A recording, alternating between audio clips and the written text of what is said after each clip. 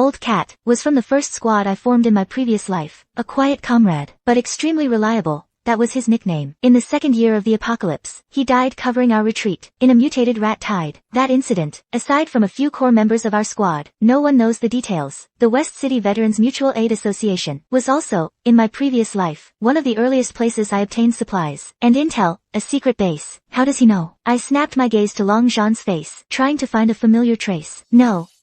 Completely unfamiliar. I remained on guard, not answering immediately, and instead asked, "Who are you?